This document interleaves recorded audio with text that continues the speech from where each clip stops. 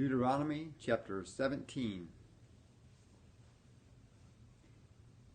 You must not sacrifice to the Lord your God any bull or sheep that has a blemish or any defect, for that is detestable to the Lord your God.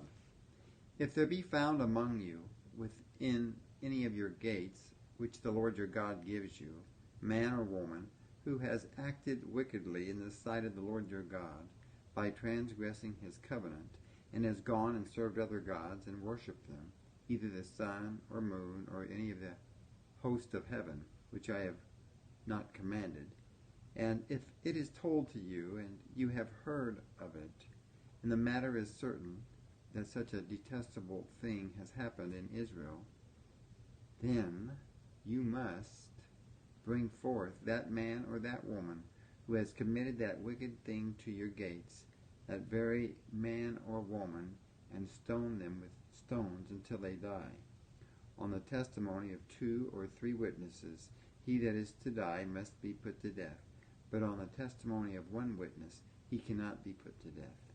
The hands of the witnesses shall be first against him to put him to death, and afterward the hands of all the people.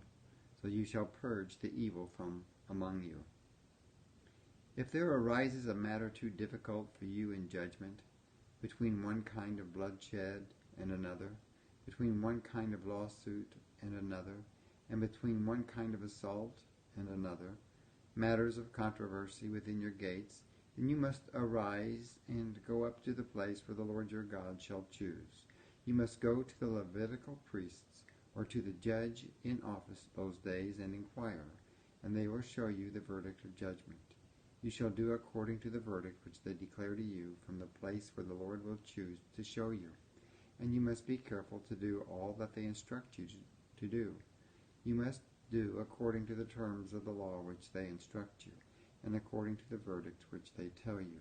You must not deviate from the sentence which they show you, to the right or to the left. The man who acts presumptuously and does not listen to the priest who stands to minister before the Lord your God, or to the judge, that man must die. You must purge the evil from Israel. Then all the people will hear and fear, and not act presumptuously again. When you have come into the land which the Lord your God gives you, and possess it, and dwell there, and then say, I will set a king over me, just like all the nations that are around me. You must set a king over you, whom the Lord your God will choose. You must select a king over you who is from among your brothers. You may not select a foreigner, or you who is not your countryman. Yes, that's right. Not select a foreigner over you who is not your countryman. What is more, he shall not accumulate horses for himself, or cause the people to return to Egypt in order that he accumulate horses, for as the Lord has said to you, you must not go back that way ever again. He shall not acquire many wives for himself, lest his heart turn away, nor shall he acquire for himself excess silver and gold. It must be, when he sits on the throne of his kingdom, that he shall write a copy of this law for himself on a scroll before the priests, the Levites.